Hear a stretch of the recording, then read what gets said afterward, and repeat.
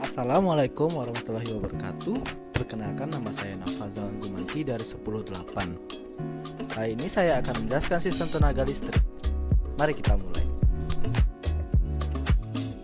Pertama-tama, apa itu listrik? Listrik adalah bentuk energi yang berasal dari pergerakan partikel bermuatan, terutama elektron, melalui suatu rangkaian atau konduktor. Fenomena ini dapat menghasilkan berbagai efek seperti cahaya, panas, dan gerakan yang dimanfaatkan untuk menggerakkan peralatan elektronik dan merupakan salah satu kebutuhan terpenting di era modern. Listrik ada dalam dua bentuk utama, yaitu statis, yaitu muatan listrik yang menumpuk pada suatu benda, dan listrik dinamis, yaitu aliran muatan listrik yang konstan atau berganti arah melalui konduktor.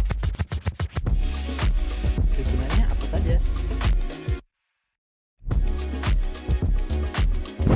Kegunaannya bisa menjadi sumber energi cahaya, energi panas dan dingin, energi gerak, dan energi informasi dan komunikasi. Untuk selengkapnya bisa dibaca di kutipan berikut. Bagaimana listrik dari PLTA dapat sampai ke rumah-rumah? Sistem penyaluran energi listrik disebut dengan istilah transmisi. Namun, itu merupakan tahapan kedua dalam perjalanan listrik hingga sampai ke rumah. Energi listrik di rumah kita semuanya berasal dari pembangkit listrik, termasuk PLTA.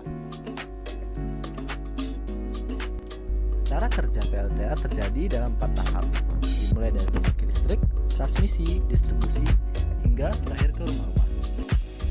Pembangkit yaitu proses ketika listrik dihasilkan dari perubahan energi seperti air, gas, dan diesel. Energi listrik pertama kali dihasilkan di pusat pembangkit listrik, atau bisa disebut power plant. Proses pembangkitan tenaga listrik diawali dengan turbin sebagai penggerak awal. Kemudian generator mengubah tenaga turbin menjadi energi listrik.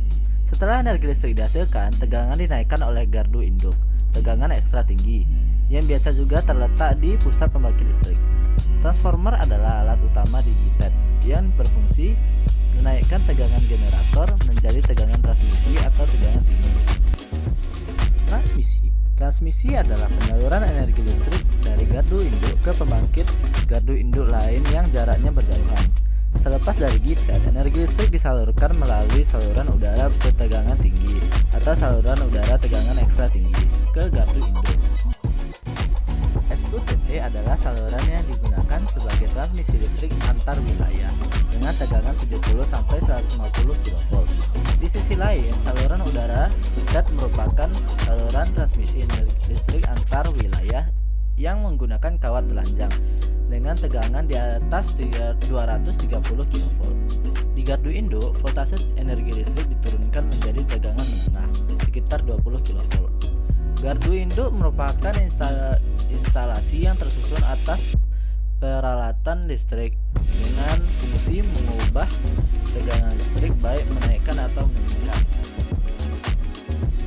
Saluran distribusi adalah saluran yang berfungsi menyalurkan dan mendistribusikan tenaga listrik dari gardu induk ke gardu distribusi dan konsumen.